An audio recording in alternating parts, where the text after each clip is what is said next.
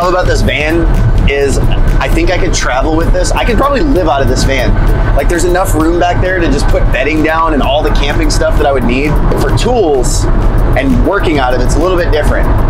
We'll have conduits set up, right? And people like to take their like wrappers for their food and like stuff them inside of our conduit, or they like to kick little rocks and pour water and shit down in people's conduits. If you're on a like job site and you hate the other people around you, watch out for this kind of stuff.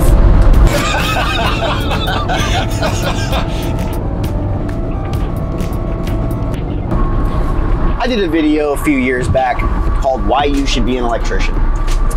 And being an electrician is the single-handed thing that has changed my life for the rest of my life. When I was younger, I didn't know what I wanted to do. I wanted to do everything, and I was so scattered that I was just trying anything, but I was just taking one dead-end job after another dead-end job, and I didn't have a plan or a goal, and I just didn't know what the hell to do. I was a single dad, and I just needed to make money. So like, I was a chef. I worked in every position in a restaurant you could ever imagine. I managed restaurants, I hosted, I waited tables, I bartended, all of it.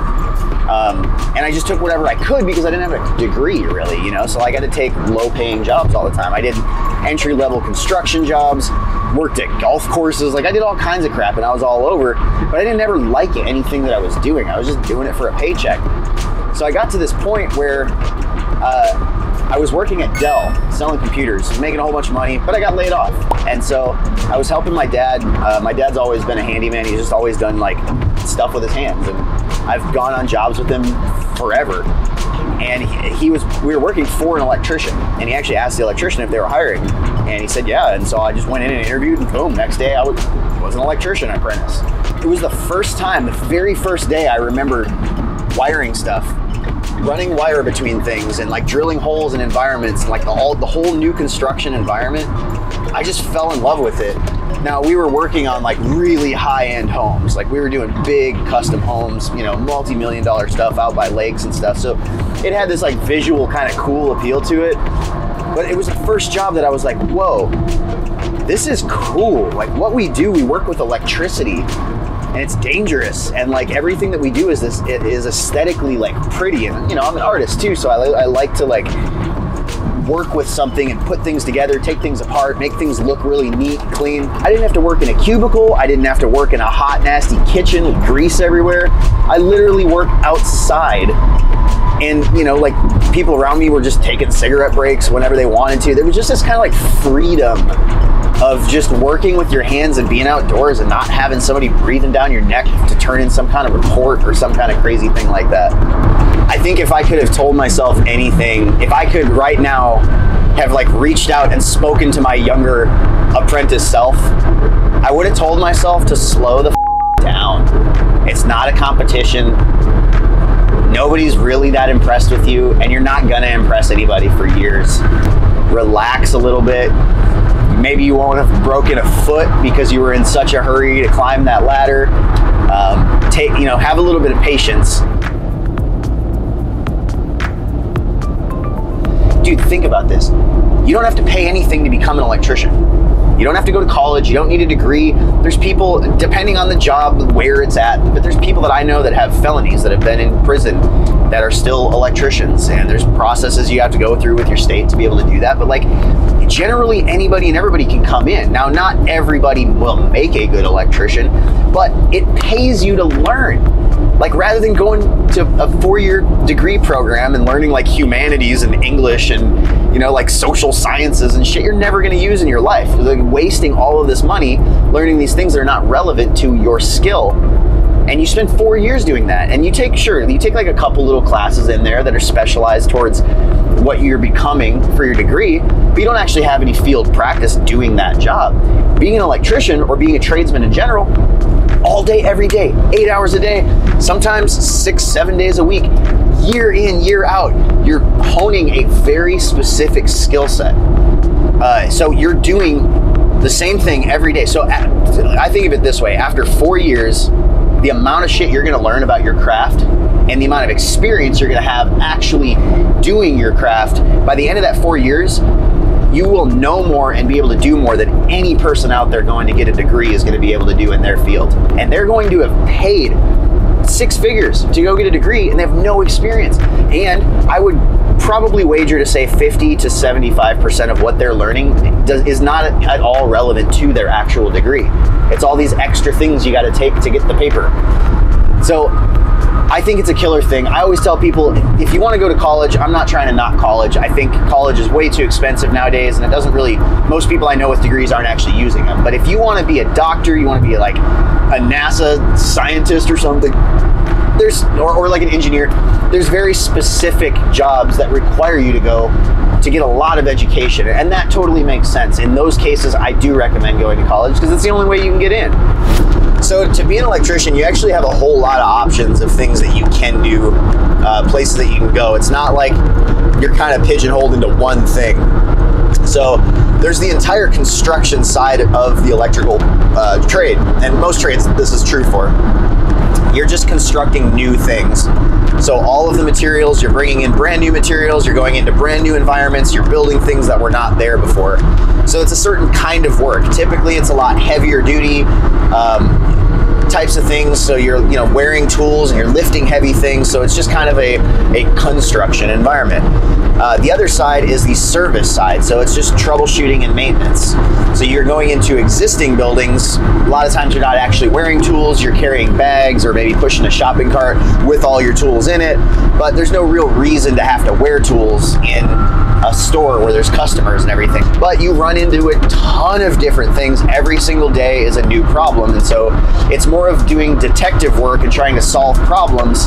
And the more experience that you get, I think the more well-rounded you become as an electrician. So I think the best people that are, the best electricians out there are people that have done a whole lot of stuff. Typically they're service electricians that have been doing service work in multiple environments for a really long time. Construction, you can kind of get pigeonholed. You can build houses and only build houses and have an entire career of just building houses. You're a wire puller, but I don't know that I actually really consider you an electrician if you don't ever go outside of that and get into the entire industry of what's available for an electrician. Not saying residential electricians are not electricians. I got my start as a residential electrician. But I just think that the construction side of it is absolutely necessary. Everybody needs to go through it.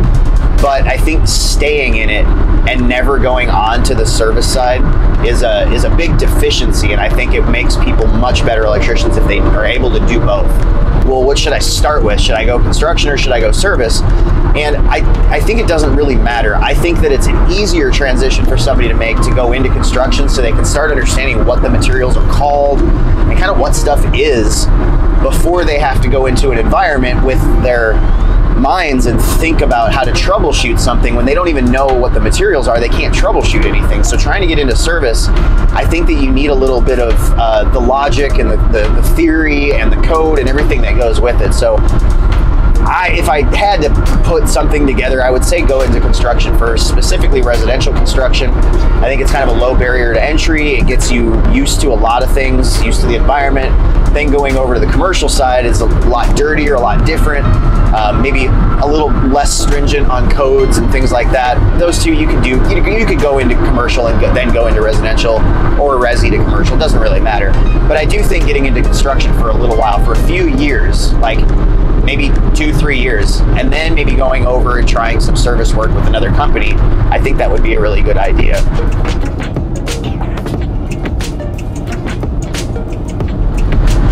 One thing that I wish that I would have done differently as an electrician is I wish that rather than just jumping in and not knowing what my options are, I wish I would have looked into all of the different options. So outside of just like the two things, the service and the construction, there are multiple different kinds of electricians within those fields.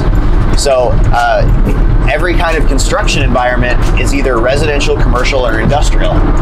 And you can just be a residential construction electrician, or you can be a residential service electrician. You can be a commercial construction or commercial service.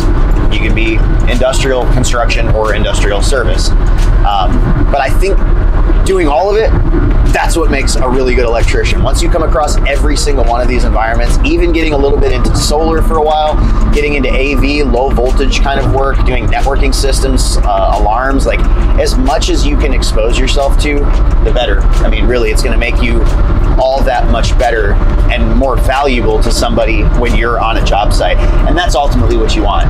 If you're a tradesperson, there are a lot of people that just want to show up and get a paycheck, and they don't really care. They're not thinking forward about the future or anything like that. They just want a job. They can go pay their bills, take care of their family, and that's absolutely fine. There's merit and value in that.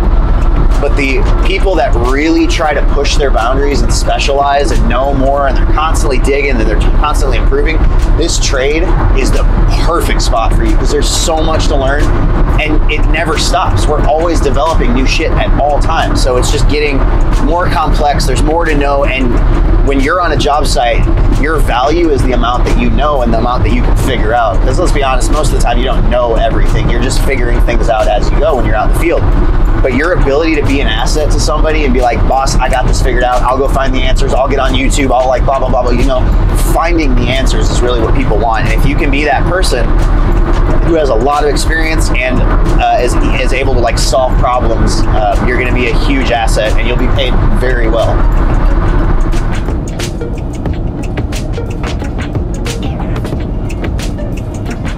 So there's a lot to know, and there's working with electricity, it's this invisible kind of energy, this invisible force, so we don't actually get to see what we're working with really. So there's a little bit of mystery to it. There's a little bit of like things to wrap your head around about theory. There's a lot of codes and standards and things. We use way more tools than the average person that uses tools. So there's a lot of things to learn. So there's a 4-year apprenticeship that you have to do, and you spend 4 years learning under a group of people or under a person. And then at that point you test for your license, and now you're an actual electrician, you're a journeyman. And then if you want to just stay a journeyman and work under somebody and be a really good journeyman, that's an entire career path that you can take. And the raises and what you can get paid are outstanding. Or if you want to go into business at a certain point and you'd rather start your own company and have electricians working under you, you can go become a master electrician. Some states don't have a master, but some do. And you can become a master electrician, go out and get insurance and get a contractor's license and establish a company and take all of the liability and responsibility for owning that company on yourself. So those are different paths that you can take, but I think the most important thing is if you don't really know what you're doing and you don't know where you're going and you're kind of like just aimlessly going through life and you want to have a career or you want to have something that you know, like you want to have a skill that pays really well, there are jobs out there available that actually start you out apprenticing and you get paid a really decent wage, and the more experience that you get, you start getting paid really well. So just being an electrician is one of those, and I think it's rad, and I think you should definitely be an electrician.